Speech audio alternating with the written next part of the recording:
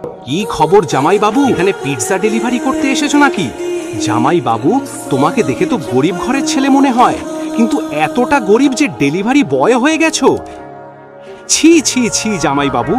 সানি, তুমি এই ছেলেকে জামাইবাবু কেন বলছো? কি বলছো এসব? হ্যাঁ, আমি এটাই বলতে চাইছি যে আমার বোনের বিয়ে এই ছেলেটার সাথেই হয়েছে। ও আমার বোনের স্বামী। অনন্যার চোখে জল এসে গেল। সে কাঁদতে কাঁদতে দৌড়ে সেখান থেকে চলে গেল।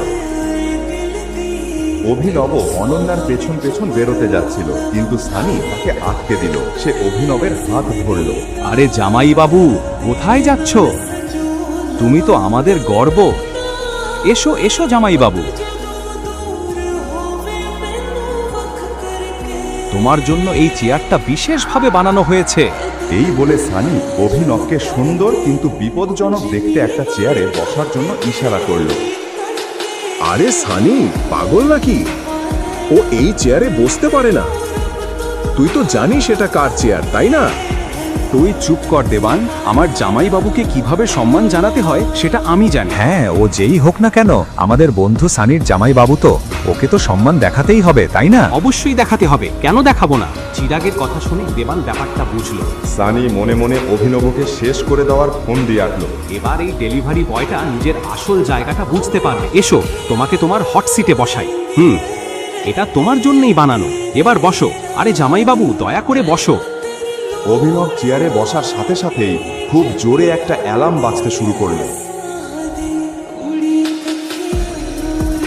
এসব কি হচ্ছে? তুই এটা কি করলি? তুই মাফিয়া কিং এর চেয়ারে বসেছিস। তুই তো এবার শেষ। ওই বিশেষ চেয়ারটা ছিল মাফিয়া কিং গ্যাংয়ের লিডার আকরাম, আর ওই চেয়ারে আকরাম ছাড়া অন্য কারোর বসার অনুমতি ছিল না। কোন মায়ের বেটার এত সাহস যে মাফিয়া কিং এর চেয়ারে বসেছে?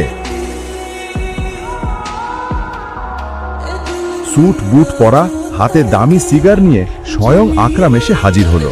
অ্যালার্ম শুনে সে বুঝেছিল কেউ মাফিয়া কিং এর চেয়ারে বসার সাহস দেখিয়েছে। তুই কে? তোকে এখন আকরামের রাগ থেকে কে বাঁচাবে? স্যার, আমাকে মাফ করে দিন। আমি এই চেয়ারটার ব্যাপারে কিছুই জানতাম না।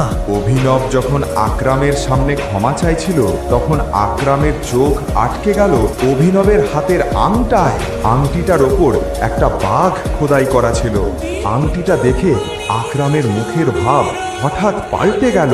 রাগের জায়গায় চোখে মুখে ভয় ফুটে উঠল। আংটিটা দেখে আকরামের যেন পুরনো কিছু মনে পড়ে গেল। টাইগার, আমাকে মাফ করে দিন। আমি আপনাকে চিনতে ভুল করেছি। আমি সত্যিই দুঃখিত। আরে আকরাম কাকা, আপনি এই ভিখারিটার সামনে হাত জোড় করছেন কেন? তুই ওকে ভিখারি বললি? ছোট লোক কোথাকার। এই চেয়ার ওর, এই সাম্রাজ্য ওর। ওই আমাদের মাফিয়া কিং গ্যাংয়ের আসল মালিক, আমাদের টাইগার। ওই আসল টাইগার।